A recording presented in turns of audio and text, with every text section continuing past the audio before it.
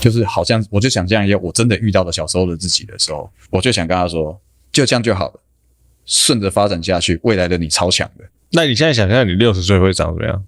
我希望我60岁的时候，我还能够活得很中二就好了。这里是只能喝酒的图书馆，一个出租成见、探索未知的地方。大家好，我是 Hank。大家好，我是婷婷。我们今天迎来史上最帅的来宾哦，没错，真的超级帅。他是重金属乐团的主唱Kenny。Hello， 大家好，我是 Infernal Chaos 还有 Sacred Purge 的主唱 Kenny。感觉这个嗓音听起来就是不一样。你知道他不烟不酒啊？我刚跟你们讲，他们超惊吓的。对，我整个怒吼，为何？他长得就很像，吼得比我还凶。对，他长得就应该是要，你知道，应该要爆烟爆酒还吸毒的。对，应该要很匪类的之类的，完全没有你说你准备了很多东西哦，是不是？超级。等一下，那我想先问说，你准备了超级多，为什么呢？因为其实我有一些朋友，其实他们是你们的粉丝，超级铁粉那一种。我先替他们谢谢你们一下好了，因为他们其实在你们的哇塞，对吧？因为他们其实，在你们的节目里面，其实获得到蛮多的谢谢，蛮多平静的。其实我觉得，尤其我们玩重金属的，但现在的年代比较不一样。但是以前的话，我们可能对于这种东西会有一种刻板印象，就是觉得一定要很强悍啊，然后打不死的钢铁人的那种感觉，我们会有一点义务性强悍，就是想要，因为以往我从没有，从10几岁就玩重金属玩到现在，玩到我偷偷年龄，你看，现在33。啊，34啊！吵架还价，干脆一点。反正就也是玩了10几年这样过来，说久不久，但是好像也不年轻这样子。只是这段期间，我从10几岁的时候就是一直在扮演一个很强悍的一个人，然后我就发现，粉丝都吃这一味的。应该说，我自己也是乐迷变过来的，所以我会。从一个当你在比较脆弱的、比较压抑的情况之下，你听到金属这种很强势的音乐的时候，你会对于台上那些强悍的人产生崇拜感。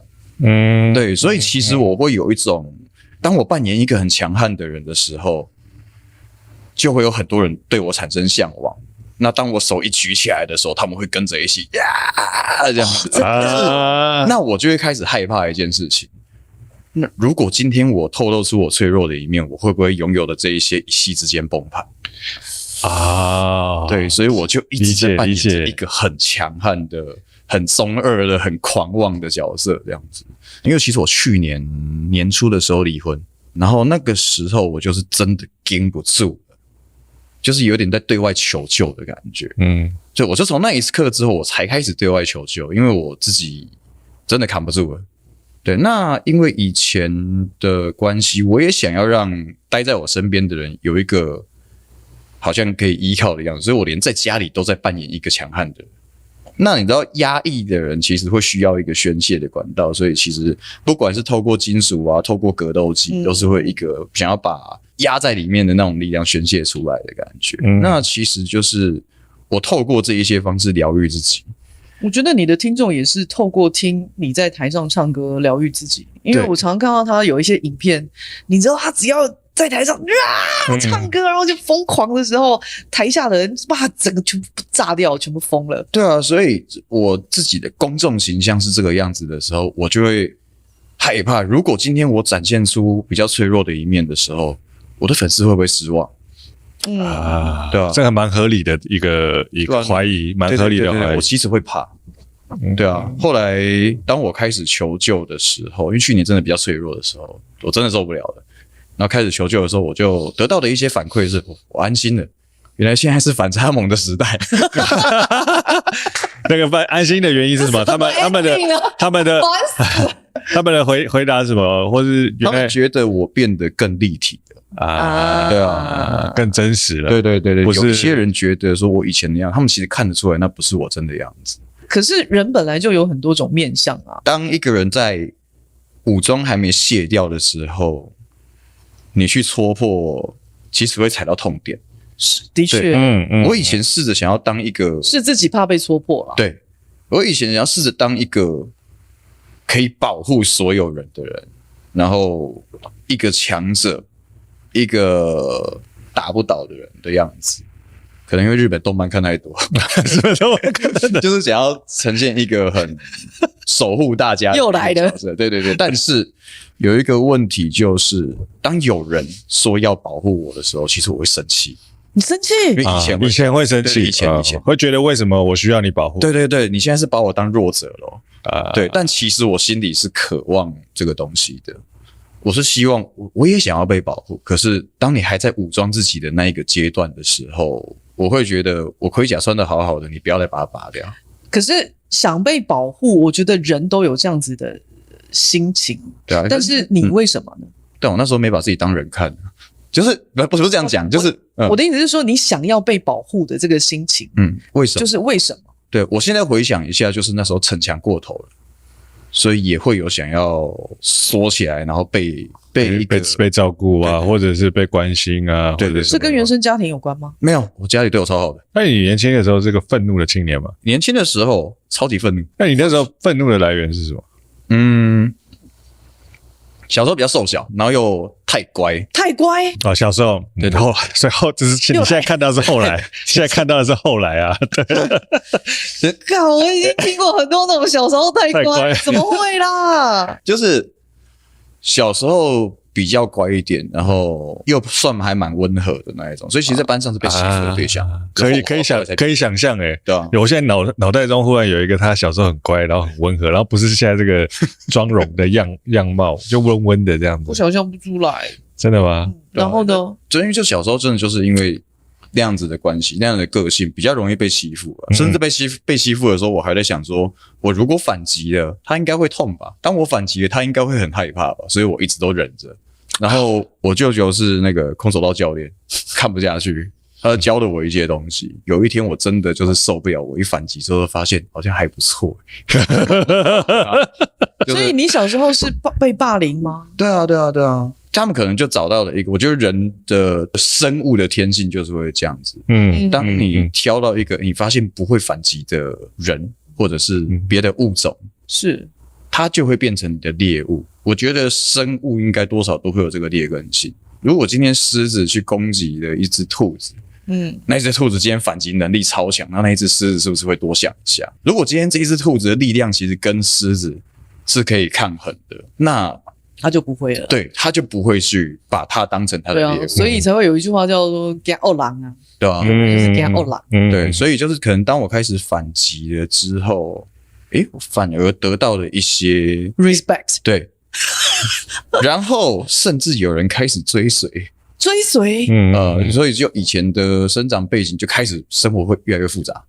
对，开始有一些撸来撸大尾。对，就是你要说变流氓嘛，倒也还不至于，可是就是开始有越来越多狐群狗党，我就有点沉迷暴力的那一阵子。真的因为比较凶狠啊，就变成我好像在这边得到成就感跟认同感，变成靠男的啊。对，然后身边就会有山鸡还是什么的，就开始之类的，丢错东西，就开始有一些这个来玩宁过去，对，老大我要跟着你之类的，对，不是真的干了什么流氓的事情，但是就是身边就会有一些人，对，就是因为后来就进入到叛逆期嘛，国中生那时候就是一大群叛逆的国中生嘎在一起，是能有什么好事？对，可是真的，这是真的，这是真的。后来是因为小时候家我是恒春人，恒春家在恒春，然后那时候有一个音乐季叫春天呐喊啊，有，我以为你要说你是变成恒春堂爸，第一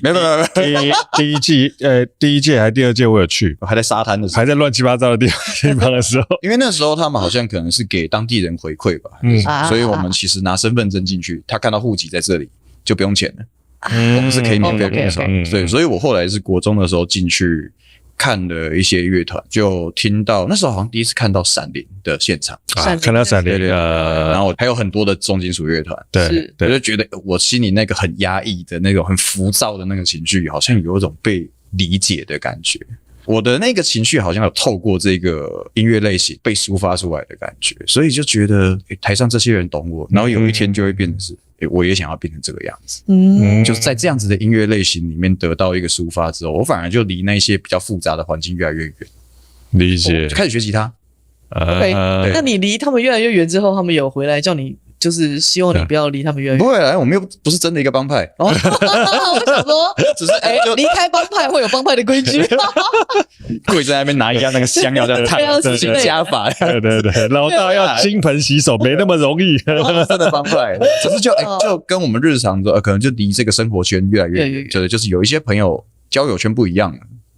会有那个契机接触到，除了春娜以外，因为我们家以前在垦丁是开民宿。对啊，就有一些艺人进进出出这样子。对，那时候信也是我们家的常客。OK， 对啊，然后我就从我14岁就撸他，就他教我唱歌，然后他到我18岁才教我。对哦，因为可以理解的，因为他是下去放假的。跑宣传演唱会什么的，跑了一整年，下去一个国中生叫你教他唱歌，是我也不教啦。懂。也有一部分就是18岁的时候呢，变声期过了。对，唱歌会比较稳定。他那时候就跟我讲说，你先去弹吉他，先练一练基本的东西。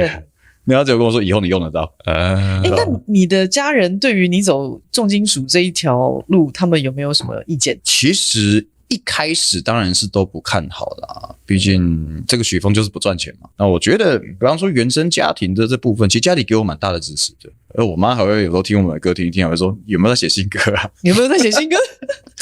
就督促你说动作太慢了，真的是真的，他也在等啊，他在等，他是头号粉丝，头号粉丝。所以其实讲真的，我说我的那个必须义务性强悍这个东西，跟原生家庭有没有关系嘛？其实想一想有。对，但并不是我要反抗什么东西来说，是我必须变得很强悍，家里才不会担心。你是唯一的男生吗？没有，我是唯一一个。你是唯一，还是唯一一个啊？就是因为其实我是被宠大的，老实讲，当我刚开始教课的时候，学生量还没有那么多的时候，就家里是会给我一些资助的。这样，我并没有办法讲说，我玩乐团啊，然后真的过得很苦，然后三餐吃泡面还是怎么样那种的。那个经历其实是。有啦，当然有一个省吃俭用的状态，但是我并没有到那种没有后路，并不是那个真的穷困潦倒到一个生活过不下去，然后我今天必须放掉乐团才能够活下去的那个阶段，是没有经历到这个东西，所以坦白讲，我是非常幸运的一个人。可是也因为是家里给我这样的资助，所以我会觉得，因为我不想让他们担心，所以我会真的很低潮的时候，我都会装没事。就是对家里报喜不报忧这样子。那会不会比较多是你对你自己的期许非常的高，然后你不想要你有这样的基础，或者你有这样的这个家人的支持，你会更想要把你的目标设得更高一些？当然了，要求更高一点点。当然，就都已经是这么幸运的一个基础了。很多过得比我还辛苦的人，他都没放弃的，我凭什么放弃？而且又是我自己喜欢的东西，不要讲得多理想多伟大啦，我就是觉得我不想对不起我自己而已。这个理由很棒啊，对吧？我觉得不想对不起自己这件事情是超级棒的，因为说真的，到最后你真的不会对不起谁。你去想哦，你真的最后很肥累过你想要的生活，你最后想要很怎样，到最后。说真的，面对的都是自己啊，到最后都是自己啊！你要死之前那5分钟，你想的脑中闪过的画面都是你自己，就是我的人生你在意的东西，就这样的。我想问你荒唐的时间有多长？其实不久，就国中到高中而已。这么短？那这么短，那很短嘞。那你干了什么荒唐事？砸训导主任的挡风玻璃什么之类的。砸训导主任就是很屁的行为这样。然后就。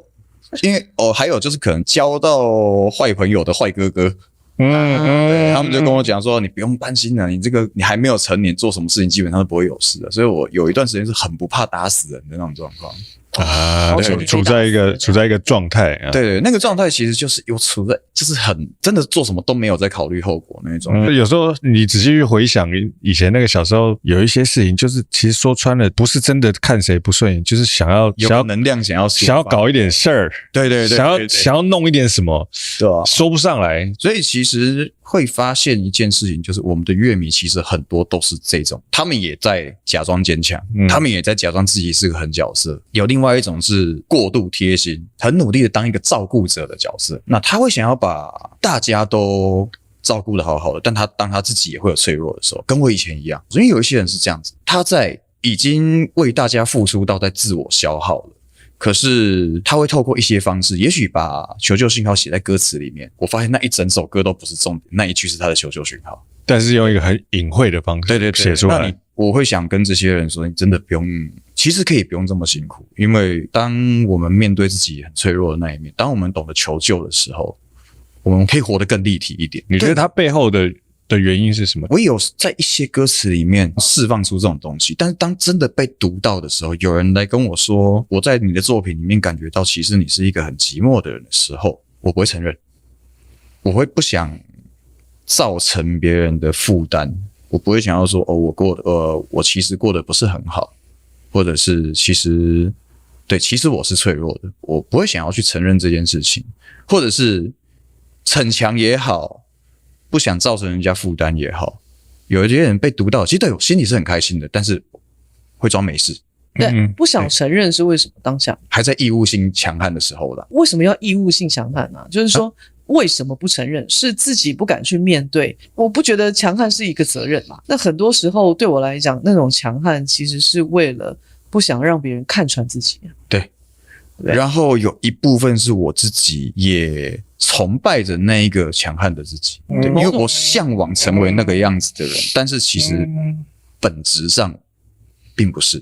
其实因为每一个人的成长背景他其实是完全不一样的，有一些人的强悍他是有很多因素构成的，或许是他必须强悍，因为他不强悍他全家人大概就倒了，所以他可能就必须强悍，对啊。可是因为听起来你是在爱里长大的人，对啊，所以你的强悍会是因为跟你自己的性格比较，因为小时候的个性太温和，所以会被欺负，然后导致到我第一次反击而得到的回馈是，我觉得我得到了其他同学的 respect， 我就觉得大家是向往力量的所以不能弱懂。然后在玩重金属的时候，我展现力量，我展现的很凶狠的样子的时候，我的粉丝又对我尖叫这样子，我就觉得我好像不能再弱了，我好像一弱掉之后，这一些崇拜可能就会走掉。而我会扮演的这样子的角色，也是因为我小时候是乐迷的时候，我向往成为一个有力量的人，所以我懂，我很怕，我超级怕，就是一脆弱的。大家就不爱你了。对，还有我这10几年的武装会一夕之间瓦解。我自己个人是认为说，每一个人其实都拥有坚强的力量，只是那个力量来的 timing，你到底知不知道你要如何去把它运用的非常的 balance。这件事情其实是非常重要的一件事，对自己来讲，好像你有很多的身不由己，或者是你在面对外界的时候，因为你承担了很多人对你崇拜的眼光，所以 maybe 你不得不，但是很多时候它不是，它跟外界或是跟你自己后面背后的那些感性支持你的力量没有任何的关系。没有，其实没有任何的关系，而是你知不知道这个力量在你身上，而你要怎么去运用它。我觉得我很强，可是那个强有时候强到那个东西射出去回力镖回来，射到自己其实是蛮身伤的。对不对？那个反作用力超大的。对，所以其实年初就真的就是失婚的那一段期间，我开始真的对外求救的时候呢，那个时候我真的面对到也接受自己是个脆弱的人的时候，我发现我变得更强。跟前妻的时候，他也是一个不得不强悍的人，因为家庭背景的关系，他就是一个不得不坚强的人，他必须一直努力在他的工作上，所以他也在处在一个义务性强悍的一个状态。在那个情况之下，我们就会一直彼此内耗，到后面就会变成相处起来就是一个低气压。两个都太强悍了。那你现在还处在义务性强悍的状态吗？没有，我现在超弱的像我听你刚刚讲的故事来，本身对你来讲这是一个很长足的进步。就从一个就是老子要是一个你知道万能的天神，告诉大家说我其实有时候也是会脆弱，这件事情本身就是一个很大一步我还是非常珍惜以前有的那一段关系啊，因为我们毕竟在一起也12年，然后分开了之后，当时啊，我其实超无助的，因为我是一个超级恋爱脑。其实我这个部分有点弱，超级恋爱脑就是恋爱之后就没有理智的那种。对，所以我是没有办法独处的人我是没有办法独处，真的哦。对，我到晚上的时候，我一个人在房间，我会觉得很可怕，我会觉得这空间无限放大，全世界剩我一个人。你是很没有安全感的那种人。我也不知道是到底跟什么有关系，我自己也还没有理清啊。我觉得单纯就个性而已就是怕孤单。因为你小时候是一个人。对啊，然后又不想让家里担心，所以我会一直自己在心里承受一些东西。我需要一个人可以讲讲话，对。但是当身边的对象忙到没有办法当你这个谈话对象的时候，你会感觉到非常孤单。但是你又在现实上又知道他没有办法在这个时间陪伴你的时候，你也可以体谅这件事情，对，可以体谅，但是你也需要，我也快撑不住了对，所以到后面我们才会渐行渐远，然后分开。然后后来我遇到我现在的对象，他就是还蛮善于倾听跟当一个照顾者，也体会到对我也需要被照顾，我也需要被保护。我跟他说我也希望可以被保护啊的时候，他跟我说我会保护你啊，我晕到一个乱七八糟。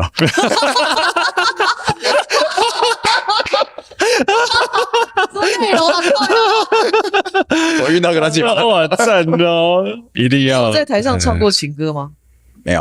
没有，对啊，因为没有写不出这个东西，写不出。我觉得这很奇怪。干你恋爱脑我觉得这很奇怪。我觉得个性是一回事，你的创作风格是一回事对，我写的歌里面，我没有办法写疗愈系的歌曲，虽然我很擅长讲这样子的话，但是我的歌里面还是一直在耍帅，一直在耍帅，对啊。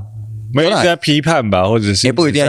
像我除了我2个乐团之外，对我自己还有一些单飞的作品，预计11月要发个人专辑。我自己的个人专辑就会是我2个乐团嘛，一个是就是 Infernal Chaos， 就是 IC，我们本身写的东西会比较社会探讨，然后想要让人家去反思一些社会现象社会议题比较多的东西。然后另外一团叫做 Sacred Purge， 就是在我高雄的另外一团。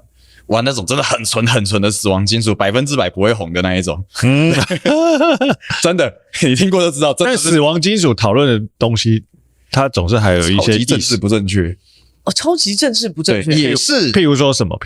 例如说，它也是社会上正在发生的事情，世界上正在发生的事情。但这种神父性侵男童啊，我们是在描写那个画面，而且我是用神父的第一个加害者的视角在写这件事情，所以你看歌词的会觉得很恐怖。例如说，他的目的就是要让你去思考这个事情的本质的。但是，例如说，我有2句歌词，那一首歌我有2句歌词我自己很喜欢，对，就是在嘲讽那些男童的家长：你们装聋作哑，将骨肉送入炼狱，我贩卖信仰，使你们眼不见为净。对，这个是。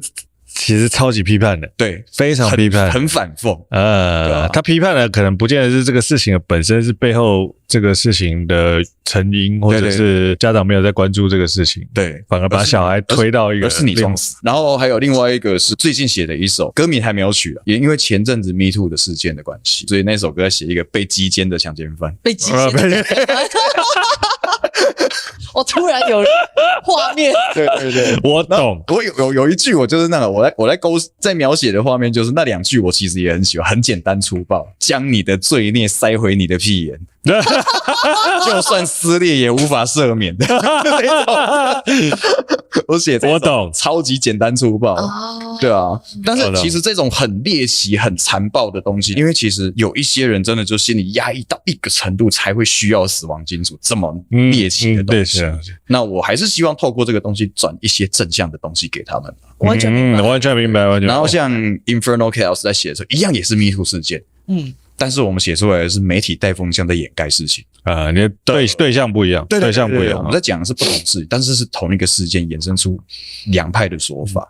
对，因为那个时候其实社会上很多讨论，一部分就是聚焦在这边，另外一部分就是聚焦盖别的事情。到底是有的是在检讨这个成因是什么，有些检讨这个加害者是什么。对有些是检讨其实是媒体在搞的事情。对，因为像 Sacred Purge 在写的是，他表象上其实蛮政治不正确的，就是我们在想的是心理比较扭曲，然后身为一个正常人不方便讲出来的话，我们会透过那一团讲出来，但是每个人心里一定都有很扭曲、比较黑暗的那个角落。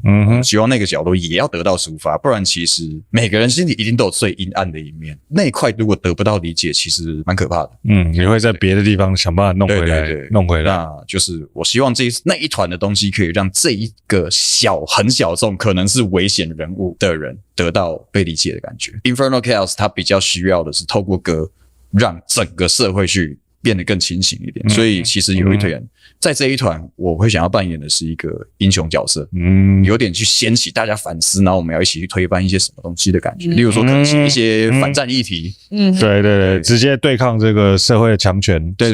那另外一个就是，当你已经压抑到一个程度了，没关系，你还是有人理解你。那我 Carol 的这个身份其实就是我自己。对啊，我是就要问这个。对，就是我刚刚说，一个是扭曲的，一个是英雄主义。那这个 Carol 部分就是我在当一个人。Like what？ 因为我在救赎这么多人的时候 ，Carol 的作品我是在求救，就是表现出人其实真正会应该有的那些面向，而不是你想要扮演的那个状态。例如说，我有一首叫做《名为寂寞的现代诗》，它也是这一张专辑的主轴，它是一首慢歌。那我相信我的乐迷应该会蛮难想象我的主打会是一首慢歌。我这辈子最喜欢听的就是哈扣的摇滚乐团唱的慢歌，那就是出事了啊。对，出了有这个，对，那就是出事了啊！要不然我们平常就是一个惯性耍帅的人当一个一直在耍帅的人开始求救，那真的是出大事，对吧？哇塞！那我的歌词就有写一个，我在逃避孤单、逃避寂寞、逃避自己脆弱的时候，我就是一直在很刻意的狂妄。其实我觉得就变得有一点，我们可能会看到一些人因为自卑而自负。你慢歌的那个已经有成型了吗？有啊。那你可以唱2句听听。我先讲一下歌词好了。我们都在假装自己每天过得很精彩，追求令人称羡目光在飙升的快感，却毫不自觉心里空掉一大块。谁喝醉了，谁失态了，跳着扭曲的舞像是玩偶断线，内心的孤寂被热闹压迫着，我浮夸的笑着。我们都在假装自己每天过得很精彩，追求令人称羡目光在飙升的快感，却毫不自觉心里早已空掉了一大块。哇塞！对。等一下，我觉得我今天这个听到 live 现场第一排的，我感觉很爽啊。因为我还是有一个很压抑的情绪在里面，所以它下一段旋律我自己蛮喜欢的。我会把它做的那种，我还是有带有一点摇滚乐的成分。谁喝醉了，谁失态了，跳着扭曲的舞像是玩偶断线了，内心的孤寂被热闹压迫着，我浮夸的笑着。大概这样子的旋律，其实我是那个撕裂的感觉，我在求救。我那时候其实在想，谁可以拉我上去？我在这情绪我快溺死了。干那个怕硬汉哇塞，这个太硬了，我觉得这个后劲十足。那我现在是希望我有办法当这个，就可能就比较英雄主义一点。我现在希望自己当一个温柔的强者。那强者的部分还有待加强了，我不太确定自己的能力会到哪里，但我们先试着对这世界温柔。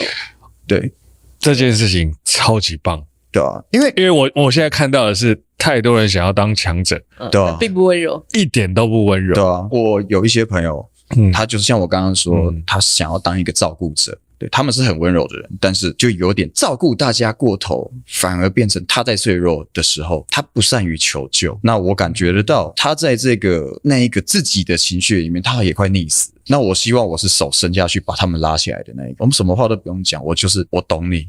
你可以跟我求救，你可以跟你身边所有你信得过的人求救，你可以跟这世界求救。我以前是那一层武装我自己的盔甲，把我跟这世界隔绝开了，所有的温度我感觉不到，我就只是想要好强，我想要当一个碾压过所有人的一个强者，我想要当一个王者，但是还没有到那边，我假装自己是，所以我必须怎么打都打不死这样子，我要试着奋战到那个位置为止。但我觉得相较之下啦，比起用力量去压制别人让人家服你，我很希望是跟不论是什么辈分的，我都很希望可以跟他们是交心的，我想要当一个温暖的强者，让爱你的人知道你也爱自己，这是一件很贴心的事情。那我相信这些贴心的人是可以轻易做到这件事情的，这件事情不会太难，就是会比逞强还要容易很多。我听他讲这个，我超级有感因为有一些人太贴心了，就是报喜不报忧，所以但他在逞强，大家看得出来，那看得出来的你又不承认，其实就会变成是一个大家看你看得很心疼，但是你并没有把那一面敞开心胸的接受大家的帮助或接受大家的关怀的时候，大家其实看得很无力，而且看得很担心。对，所以当你接受了他们的帮助的时候，所有人都会变得更轻松一点，包含你自己。其实逞强重点不是强，是那个逞。对，其实实际上是这样的。强可能是说不定是还不够强。对，就是强这种东西练就有了。强就是强，哪有什么叫逞强？逞强的重点是逞，不是强啊。对啊，就是不要勉强自己。对啊。我比较好奇你的新专辑除了主打歌是那首慢歌以外，还有什么？有一首就很空小的歌啊，因为那是我17岁的时候写的。对，那歌词是我17岁的时候写的，那真的是以前打架的时候，打完的时候突然间有灵感写的。我那时候顶上还在痛，因为刚打完，还肿的。它是快的吗？它是重金属的重摇滚，没有到金属，就是大家可能还可以接受的那种重度。然后他的歌词都在讲一些我很希望可以得到，如果有这个机会的话，手机游戏也许可以合作一下，因为它就是无谓的打打杀杀，无谓的耍狠。两句，就他就是那种只剩到最后才有坐上王位的资格这种的。哇塞，怎么样？有超级重。我感觉到他就是要把对方干掉，你知道吗？没有跟你留一口气的，还居高临下。对，我就是王者。对，但是你看很适合有某个游戏，就是那种什么。对，如果哪个游戏厂商有听到刚刚那一句，拜托一下，要不然它就是一首没有意义的中二作品。我让它有点商业价值，好不好？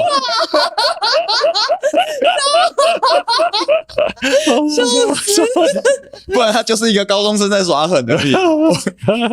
那你这张专辑的主轴就是你是回到你自己个人本身的嘛？对啊，其实包含我会把这一首这么耍狠的歌收到名为《寂寞的现代诗》里面，其实也是因为你在耍狠的时候，有的时候是因为你害怕。Alright， 那我问你一个问题，什么是寂寞？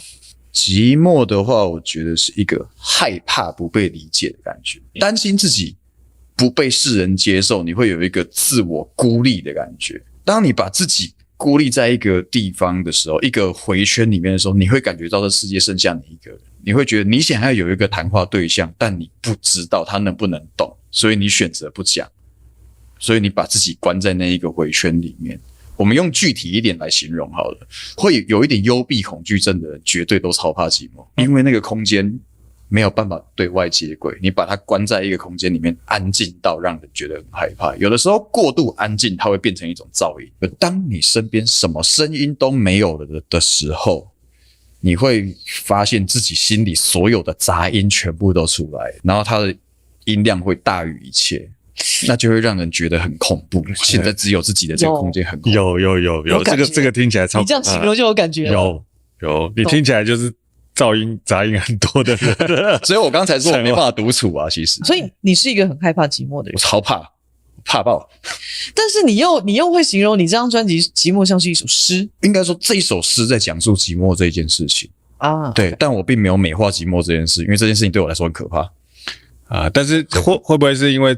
就是因为对你来说很可怕，你才有办法把这些细节东西慢慢去转化成一种像诗一样的力量，对吧？可以带给其他人。会叫现代诗，就是因为我觉得现代的人其实都很寂寞。为什么？第一句跟第二句歌词就是每个人有他的方式写下一行一行的字，你低着头错过精彩的故事。每个人都在滑手机啊。每个人都沉浸在自己一个超靠北短影片的时期，然后你可能旁边正在发生一些什么很精彩的事情，搞不好你今天在低头在滑手机，然后在那边看别人的一堆限动啊什么的，从你面前走过一个 rock star， 你没有发现？因为我这个灵感，我觉得这个靠北，这灵感非常靠北，很靠北，这没有有一个原因，有一个真的很靠北。刚刚说 rock star 是我自己。有我感受到了，我觉得很靠北啊。有人质疑这件事吗？不是他有人说你说的那个人不是你自己没有吗？没有，他那个概念就是说出，来啊！他今天走经过一个正在滑手机的人，我就讲的就是这件事情，然后他就很想跟他说，你错过了很多。这件事情真的发生过，因为我看过有一个人就拿着手机，他就这样一直滑，我在搭捷运的时候，对，就一直滑哦，他手机的背面贴着我们团的贴纸，我就坐在他隔壁坐了3站，然后完全没感觉啊，没发现，超好笑因为我其实有一个我很喜欢被捕获那个虚荣心。啊！所以我看到我确定他是我粉丝，他们有我们团的周边，那在他身上，在他的包包，在他的安全帽的时候，我就会故意在旁边出现，然后他看，然后就等他发现我，他就说：“我可以给你拍照。”哦，好，没问题啊。然后他居然没发现，发现我，然后头都低低的，然后下车，然后就写了这首歌。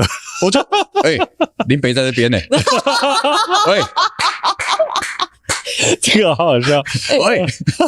我其实觉得我很喜欢他那种，他会去说我有一个虚荣心，就是很真实啊，我觉得这个超级真诚实实。的面对自己啊。那你玩乐团，身为一个表演者，你就是想红嘛？对啊，其不实想被听到，我们上台干嘛？真的真的对啊很多，我觉得很多乐团一直在否认这件事情。对啊 ，Why？不用啊，是不是不需要，不就很像你开一间店，然后说我们要赚钱，那干那都是假的啊。对啊，你干嘛？你到底要干嘛的？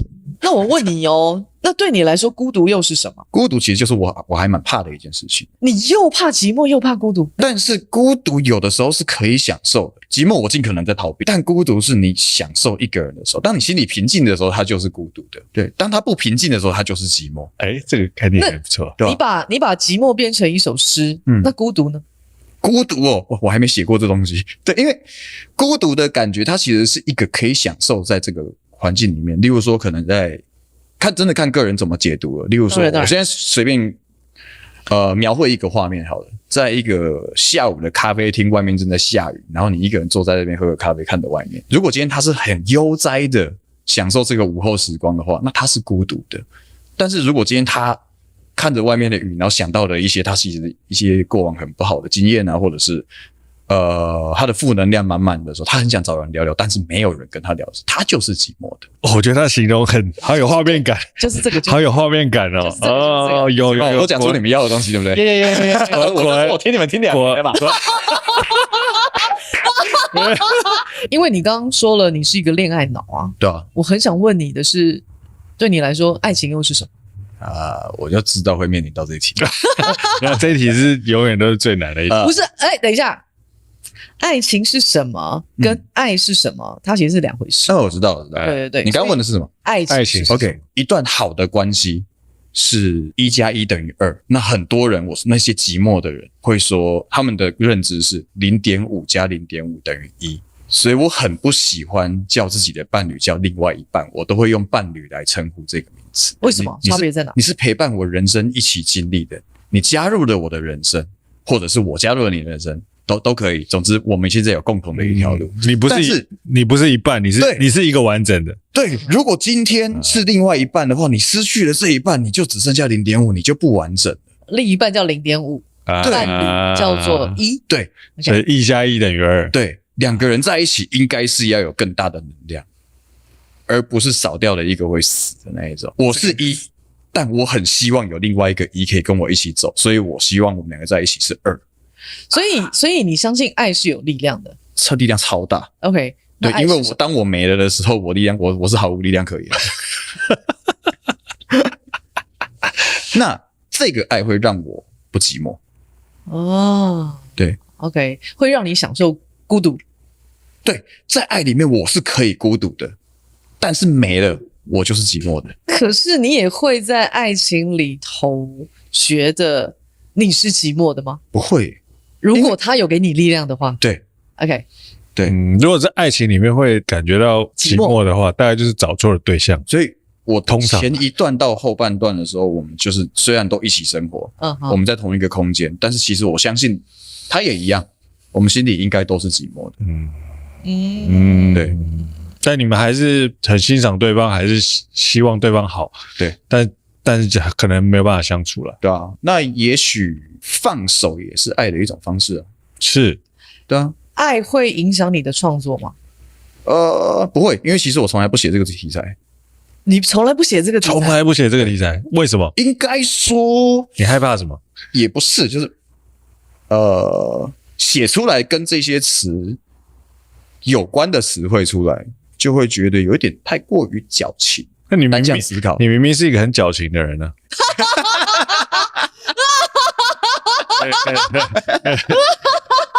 等一下，可以喝一下吗？可以喝一下吗？对，没有，我喝完酒讲话都没有什么礼貌。我不否认啊，因为怎么说，直接给我射一箭过来。爱这个东西有很多的面貌，所以如果我们今天用太单向的方式去写它的话，它会变得很不立体。所以也许我有写，可是我自己没有思考到。我有2首歌是嘎在一起，那像有一首目前比较红的那一首叫《危险游戏》，那是一首晕船歌。我要听，你可以唱，可以啊，唱一点吗？他的副歌那首很难唱哦。对，做真一点。那一首歌的话，它副歌其实还蛮好记，但它超级爆干难唱。那种你的表情藏不住压抑太久的寂寞，你的眼神传递着太过危险的诱惑，这种的。对啊，这种爆干难唱的。对，就是这个东西，它是一首晕船歌然后但是它还有一首歌是前传，但是还没有太过去炒作这一首。那首歌叫 Liar。对，然后那个是骗子。对，那个是比较在我遇到我前妻更之前的事情。对，那以前你会有一种，因为你在更年轻的时候刚玩乐团的时候，你会有一种向往一个 rock star 的生活，身边很多妹啊。会。对，然后有时候看到现场，刚刚觉得好像他好像对我有点兴趣的时候，你就会开撩这样子。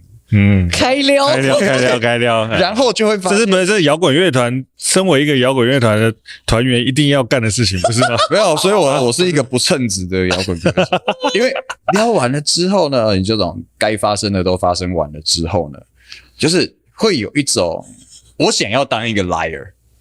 那时候我想要当一个坏的人，所以那首歌词叫做翻云覆雨之后说承诺嫌太多，你没猜错，我其实还在漂泊。对，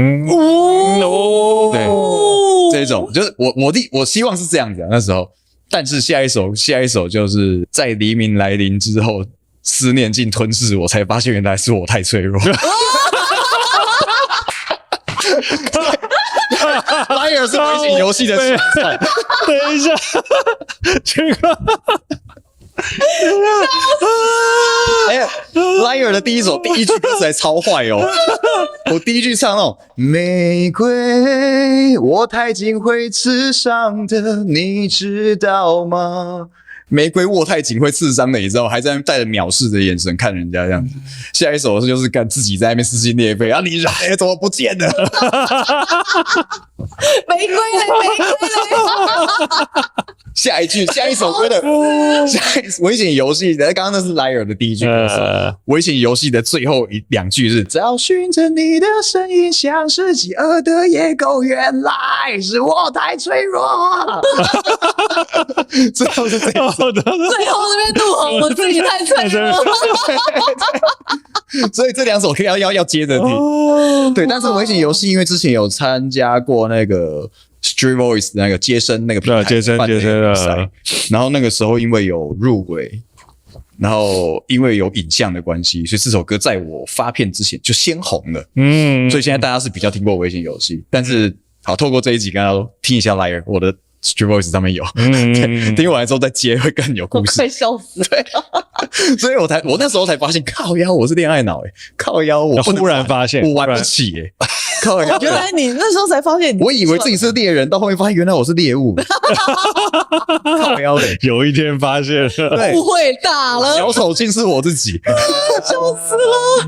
对，怎么可以这么好笑啊？听他讲这个他的经历，我觉得他很诚实的在面对他自己很多就是那种起起伏伏，然后年轻的时候的想象，然后跟他后来发现他自己是一个什么样的人，我觉得这是很有趣因为他本身有就是超级立体的一件事情。对啊，可是你当下经历的时候都不好过啦。可是就是当这些都成为往事的时候，你回去看一下，你会觉得当下觉得风声了，当下绝对不好过。我相信你曾经有想要拯救这个世界吗？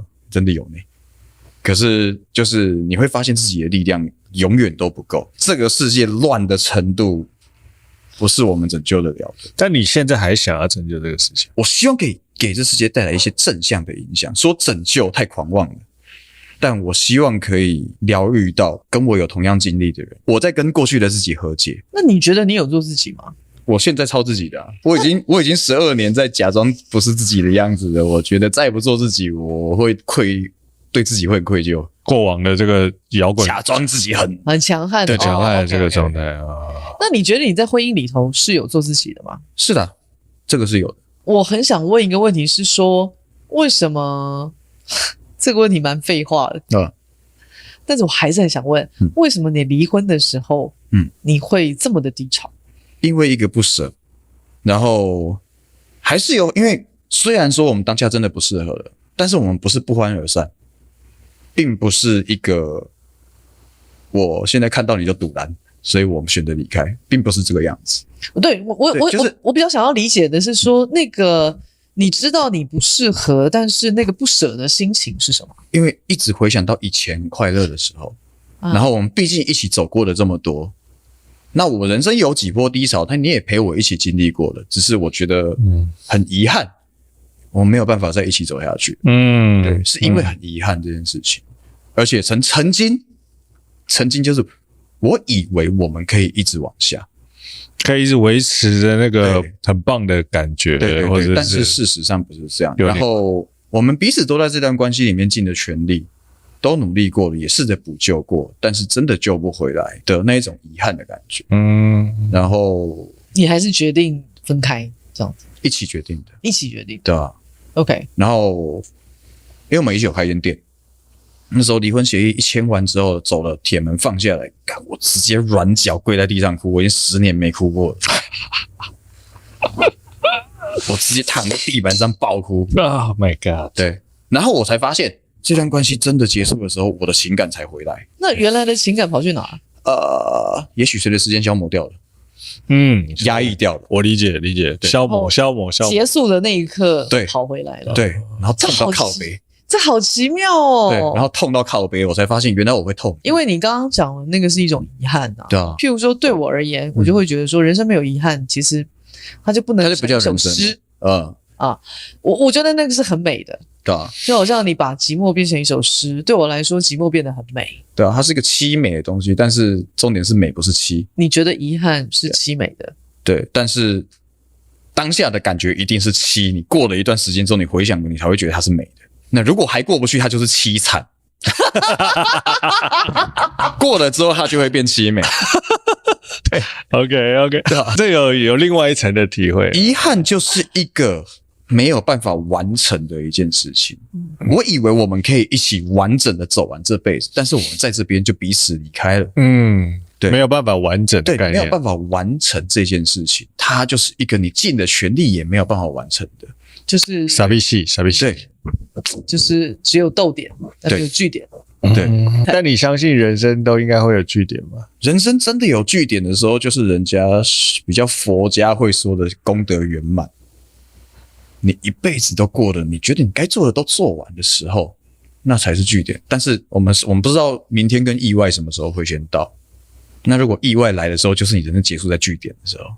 因为你应该说那个句点来的措手不及，那个句点来的措手不及的时候，你会觉得它不是句点，还有很多事还没有完成，所以你会觉得它缺了一角，而你没有办法完成它，它就形成了一个遗憾。我在20到30岁的时候啊，我常常跟我的朋友说，我非常非常喜欢句号，就是这个标点符号句号。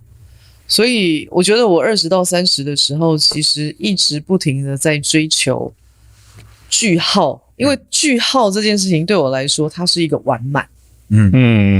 这件事听起来本身的这个 temptation 就是它的诱惑其实蛮大的。对，可是我30到40的时候，我有另外一个领会，如果我能够珍惜每一天，我知道我自己在做什么，我追求的其实不是句号，我一定不知道我明天先来还是意外先来，没有人会知道。所以当意外先来的时候，我留下的是一个惊叹号。我懂，对，因为我现在也是30到40，不，我们现在40到50了。对，但是我其实这几年有一个心情，其实是这个世界真的变化的快速到我真的眼花缭乱。那变永远是不变的真理啊。李小龙也讲过，李小龙讲过，变真的是永远。李小龙留下来就是一个惊叹号。对啊，对，他就是一个惊叹号，他留下来，因为他甚至连他自创的截拳道都还没完成，他就走了。对，他就是意外先来的，但是他很珍惜他的每一刻。他无时无刻都在散发能量，所以他留下来的是惊叹号。是，对啊，所以我本来很讨厌惊叹号，你知道吗？我在写文章的时候，我很少用惊叹号。你会觉得大声什么？对，在大声就是那种好像你很激动，这个符号就是对我来说好像很激动。有需要这样吗？乡民就会问说有需要这样吗之类的，有需要这么drama吗之类的。但是我好像越老越喜欢惊叹号。我自己个人啦，惊叹号很坚定。对啊，对，惊叹号非常坚定。就是我们的歌每一句都是惊叹号。这个好好笑，我们的歌每一句都是惊叹号。他完全知道这个时代要怎么导流这件事情。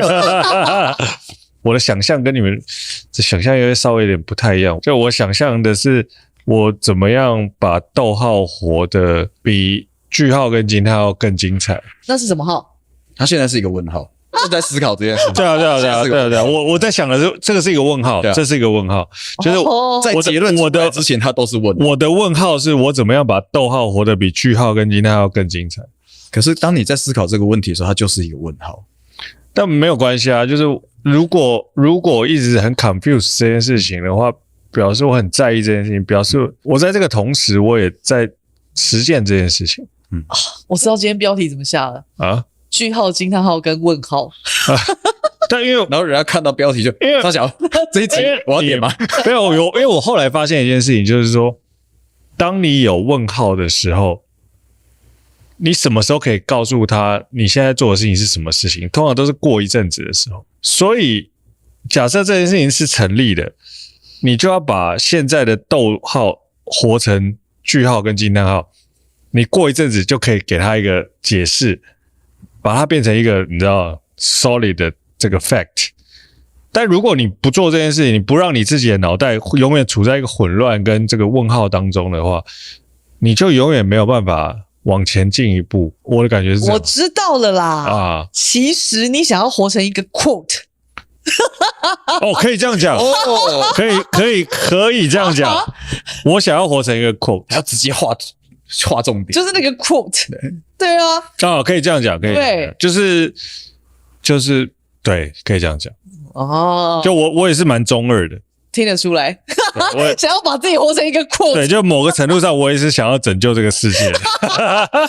现在觉得这件事情的难度比较高了，所以会稍微放弃一点，但还是内心深处还是觉得，说不定我可以拯救这个世界。你们正在啊，你们正在啊，没有，那我是讲，因为就。未必能够拯救世界，但是你们已经拯救了一些人了。对啊，这个事情就对我来讲，就是到底最后有没有拯救这件事情，其实不重要的。重点是我相信我可以拯救这个世界。那我做的事情到底有没有拯救世界，其实不重要。你正在进行，但是你在拯救世界的路上。对，然后只要有一个人跟我说，我今天听了 podcast， 然后我心情很好，我听起来就很开心，然后我就继续。觉得我可以拯救世界，然后当有人说这一段听他听得非常的不开心的时候，你就可以挑衅他。可是我觉得你也正在啊，你也正在。我觉得你的词其实就是你的音乐，其实是你常常会觉得说，你做的东西在拯救别人这件事情听起来很 corny， 就是很矫情。那或许你就是那个很矫情的人，你就想做这件事情。有的时候，然后你其实只是不相信你自己可以做到这件事情，然后你就尽量做。但如果有人做到，你会很开心。当然，对啊。但你不会自己讲说，我就是要拯救这个，我就是要拯救这个世界，因为他妈的，感觉这听起来太瞎了之类的。就是你有看《一拳超人》吗？没有，没有，他是漫画，对漫画，他就是一个强的莫名其妙的人，他就是所有英雄全部打不倒的角色，他就过去啪，然后那一只怪就烂掉这样。然后他当英雄的原因只是因为我很闲啊，他只是因为兴趣使然，然后就不小心拯救世界了，然后他也不觉得自己在拯救世界。他就是在执行这件事情，然后其他每一个英雄都，因为他们有个英雄协会，他希望自己每个人都希望自己成为拯救世界、保护整个世界的一个英雄，然后去对付一些怪物，对付一些怪人。那些英雄都很奋力的，但他们都是刻意的。那些英雄当然都是很正能量，我要很努力的跟恶势力对抗，还是干嘛的？但是真正拯救世界的是一个什么都没在想的人。对，所以其实当你刻意的想要做什么的时候，反而做不到。如果今天你就是很活在每一个当下，很在做你自己的事情，你自然就会去影响了一些人。那我也不是为了拯救他们而这样做的，包含我刚刚说的，我希望自己可以变成一个温柔的强者，我不是为了想要去拯救谁、疗愈谁还是什么，我只是自我期许，我希望我自己可以变成这样子的人，而我正在做这件事情。那有人被拯救到了，我非常为你开心，因为如果今天我是刻意做这件事情，那有人说我矫情的话，我就会很受伤，因为这表示我在做这件事情我是失败的。对。但是我正在做这件事情，而且我是本能行动，就在做这件事情，有人就被我拯救到了 ，OK， 我非常开心。对，但我不是为了特别去拯救他们而做这件事的。某种程度上，很多人，你知道，我们的教育其实都是给理工科的，都是给左脑的，这样很理性思考的。所以绝大部分的时候呢，感性的人他就会显得矫情。在这个时代里头，个人是，所以在这个时代里头，我个人认为矫情是一种能力。你有能力，你就比我矫情。对啊。怎么说真的？所谓的矫情，就是因为你用理性现实的观点去看的时候，它看起来是如此的不合时宜、不切实际，然后很中二、很怎么样？但其实那些概念的出发点都超棒。因为我是双子，然后月亮双鱼，所以我是中二到一个爆。我人生充满 BGM， 要是想不到配乐的话，我自己写。后来有个理解就是，比如说你15岁的时候，你说我想要拯救这个世界，他就觉得哇，你这个小孩很棒然后你到50岁的时候，你说我要拯救这个世界，他说你是讨个派给啊，你阿北疯了吗？你怎么可能？但他其实想的事情是一样的，他好或不好都是你自己赋予他的能量。譬如说你已经70岁了，你就说哦，你这个是不合理。但如果你现在30岁，你刚好有个小孩，你就觉得哇，这个小孩实在太棒，带给我们很多能量。因为我在这个社会当中的定位就是遇到很多挫折，我现在就很需要这个能量来告诉我说，我应该要再坚持一些什么东西。你觉得你是一个有梦想的人吗？你是有理想性的人吗？理想有，梦想没有。梦想就是有点太过于虚幻。什么叫做理想？就是有办法透过规划去一步一步完成的。有理想的人，他是你正在这条路上。梦想就是你每天都在想，但是你没有去做，而且你没有一个逻辑，你没有办法去做到它。但是理想是，我是有规划性的，因为怎么样，我可以去做到什么样子的事情。我的能力范围现在可以做到什么事，那我要怎么样让自己变得更强，然后去做下一步的事情。所以这是在理想的道路上，我自己觉得我一直有在往理想跟梦想的路上走，就是在理想的路前进。然后我非常可以确定一件事情，16岁的我一定会超崇拜现在的我。你非常确定这件事？我非常确定。为什么？为什么？你非常确定这件事？因为我16岁的时候就很想要变成我现在这个样子。而我做到了。我正在。所以你有在理想的这个道路上有在前进。60岁的我能够让现在的我崇拜，这样就好了。我觉得还蛮好的。这个很棒，这个概念很棒这个概念很棒很想要让60岁的我让我现在崇拜。这个 target 超级棒。因为我不要想别人，就想对自己就好。因为我以前有一次，就是因为有一阵子 IG 很流行在发老照片，小时候的照片。我那时候一发出来的时候，我就在跟自己讲话，我就发了一篇很中二的文。就是好像我就想象一下，我真的遇到了小时候的自己的时候，我就想跟他说，就这样就好了，顺着发展下去，未来的你超强的。那你现在想象你60岁会长怎么样？想象一下，我如果现在这样特别去想象的话，你希望，或是你希望你60岁长成什么样子？我希望我60岁的时候，我还能够活得很中二就好了。我不想要被社会、被这世界消磨到对这世界没有半点想象力。我只要还能够是现在这样子的心态就好，因为只要有这样子的心态一直维持下去，我只要保持这样子的能量，这个影响力一定会越来越大，因为这个影响力是堆叠出来的。例如说我拍纪录片这件事情，对啊之类的啊。但其实说穿了就是你想干这件事情，你想挑战你自己嘛。就是例如说你有看到那个工作人员名单？有，全部都是我。我感受到了，全部都是我一个人。然后那时候就是其实有很多人都跟我说，你想要推广这个文化，有别的方法，你其实可以不用这样。或者是我办很多类似相关的活动，然后每次都把自己搞得很辛苦。然后有很多人说，其实你可以不用这样，或者是你有更聪明的方式可以去做这件事情。不重要。对，那我就想，我知道我可以不用这样，但是我想要这样。其实一直以来知道自己可不可以这样，跟你自己想不想要这样，这两个事情的权重一直以来都有一些差别啊。我到纽约去的时候啊，然后我们家楼下那个 Organic Cafe 老板，我才刚到1-2个月，他就问我说：“你爱不爱纽约？”哇，我在回答什么叫爱不爱纽约？我怎么知道纽约长什么样子？那我就问他：“那你呢？你爱不爱纽约？”他说：“严格来说可以说爱呗。”对啊。那我就问他为什么啊？他说在纽约你可以找到聪明，但你很难找到真心。人来来去去，不是说人来来去去，我觉得我没有对这句话下太多的注解，但是我觉得它有太多的时空背景。那就好像刚刚你说你拍那个纪录片，你就是想这么做，然后你后面工作人员的名单都是我。即便多少人在告诉你说你可以用更聪明的方式做这件事情，到底多聪明？这些聪明能抵得过我的真心吗？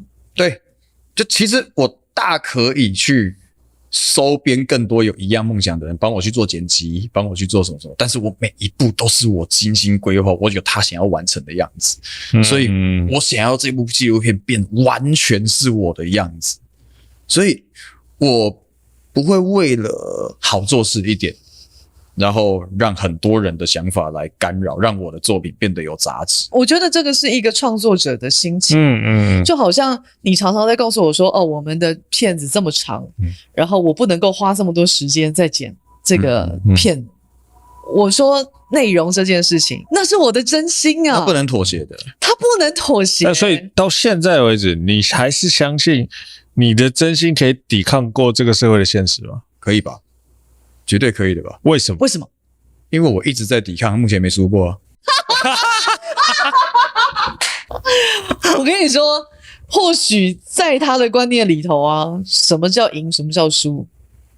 到底是谁来衡量这件事？就他自己。没有输就是赢，没有认输的当下，你都是赢。这是真的，是对。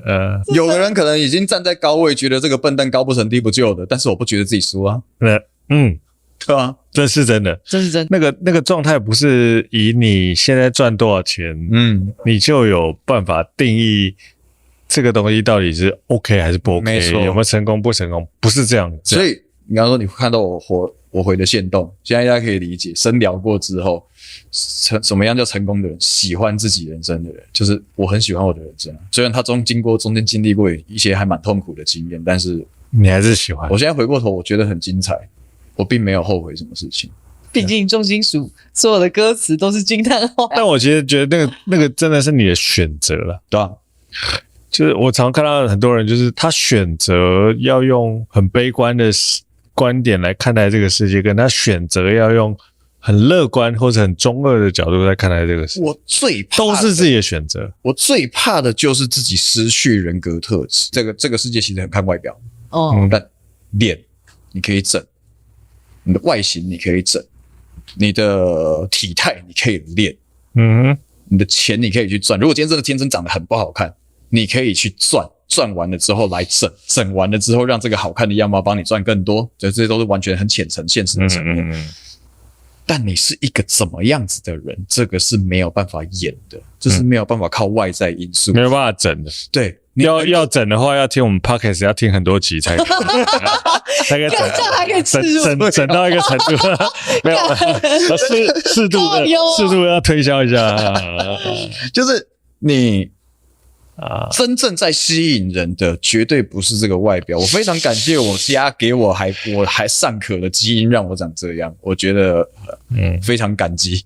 我也非常感谢我家里给我有这样子的生活环境，让我可以长成这个样子的人格特质。但这才是重点，因为是这样子的个性让我活得亮眼，而绝对不是这些外表。对，我的家里背景是有办法让我再活得再轻松一点。我当然可以用一些手腕去让我想要做的事情做得更轻松一点，但是我觉得那样子我会活得很不帅。在某个程度上说，不管你家里背景是不好，你不好你就想要变得更好，对啊。然后你如果好的话，你也想要变得更好，对啊。就说穿了，大家的动力的来源其实是差不多的。不管你在怎么样的基期，你都想要过得比现在再更好一点。因为在某个程度上，你如果能够变得更好的话，这代表你过去的努力有被肯定啊。就对你，我好奇一个点，就是对你来说 ，metal 就 heavy metal 跟这个金属音乐是什么？有人会觉得 metal 是一种救赎，或者是一种精神，或者是一种生活方式。对，但是我觉得啦 ，metal 是一种对于一些人来说，它可能只是一个过程，在于陪伴你度过你很愤怒、很压抑、很爆炸的那个过程。但是如果因为 metal 陪伴了这一些很压抑的人度过了那一个人生很难熬的阶段，所以它是一种，它可以是一个心灵寄托。因为它从很多人都觉得 metal 就是愤世嫉俗啊，摔东西啊，摔吉他、放火烧街上的垃圾桶什么之类的。其实不只是这样，因为它可能会在你人生过得非常辛苦、非常糟糕的时候，你会有很多想要不理智的行为，你可能会想要去大声的干掉，或者是你可能会想要破坏一些东西。因为人被理解这件事情是很重要的，但是当一个人在愤怒的时候，很多人都会觉得你反应过度浮夸，没有那么严重，但可能你心里就是已经在核爆了。所以 metal 它能够给你带来的是，我可以理解你的愤怒，你可以透过那些很重的吉他 riff， 你可以透过主唱很愤怒的嘶吼里面，你可以感觉得到有人跟我一样，我现在的愤怒他懂。你可以在那些音乐里面得到被理解的感受，因为人有喜怒哀乐几个面向，它能够辅助，它能够疗愈你的怒，甚至是有些人难过到很想哭，在到某一个程度之后会开始歇斯底里，会开始大吼大叫，都能够在 metal 的这曲风里面得到共鸣。所以其实有的人觉得它是噪音，那可能是表示说你过得可能不够压抑。那我们没有办法拯救整个世界，因为未必真的每个人都过得这么愤怒了。有一些过得还不错的，或者是喜欢过得比较 chill 一点的，比较松一点的人，就会觉得你们好吵，你们干嘛在那边鬼吼鬼叫？但是有一些需要鬼吼鬼叫的，需要被救赎。metal 有点对这个世界爱之深责之切的感觉。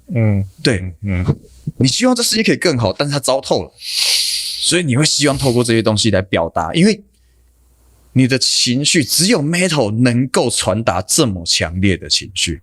metal 它不只是一个乐风，它其实可以是一种精神，它能够把一些正在纠结、正在受伤的人，让他们得到被理解的感受。所以 metal 能够救起一些可能会变成很绝望的那些怪物，它阻止了一些悲剧发生。如果我们今天讲的再浮夸一点的话，也许有一些人在压抑到快生病的时候听的 metal， 然后抒发完了爆哭一场，大吼大叫一场，突然觉得好多了，也许阻止了一场社会悲剧。所以其实这一种有些人认为是噪音的音乐类型，它其实在这世界上有绝对存在的必要。当然但或许这些我听起来就是或许会喜欢听 metal 的人，他本身对这个世间的期待值稍微高一点。对，他想要或许像我们很中二的讲法，我们刚刚讲很想要拯救这个世界，他对这个世界有很多的期待，有很多的理想，但他实际在遇到这个世界的时候，他很多时候是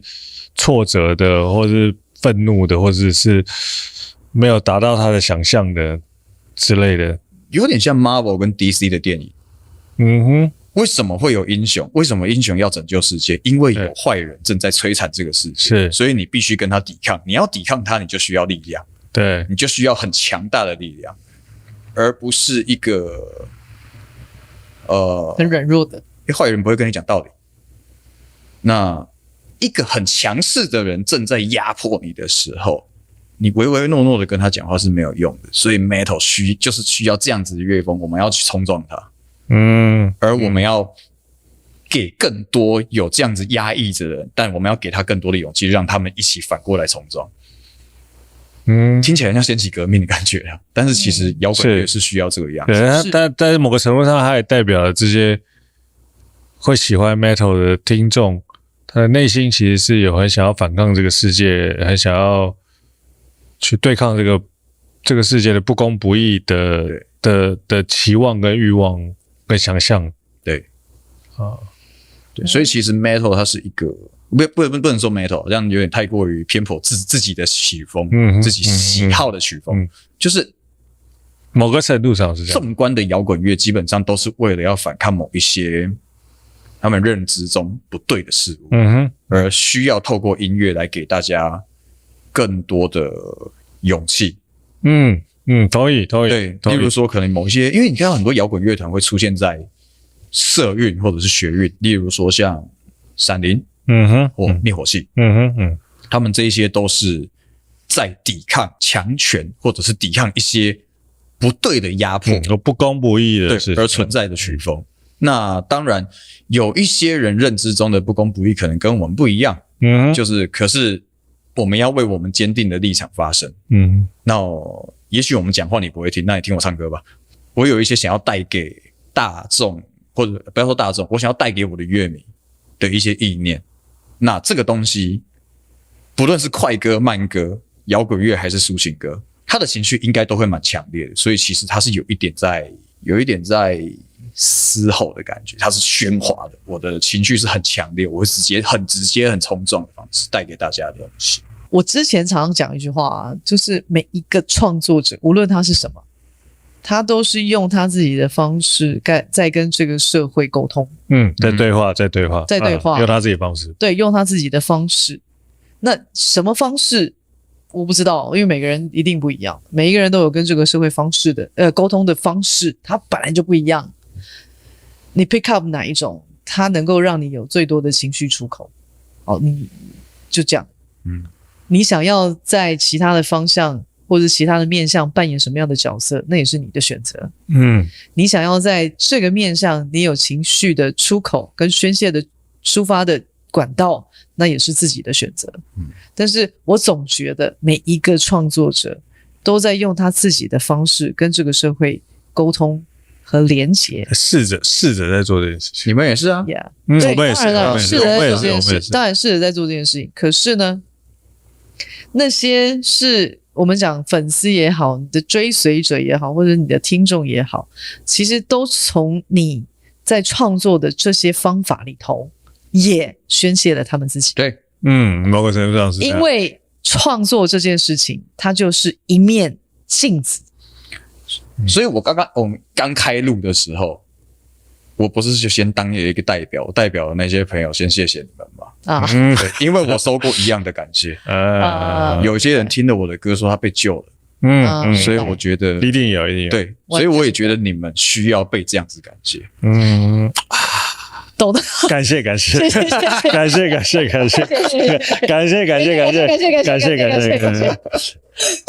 Kenny 啊 ，Kenny 谢谢 Kenny。 OK，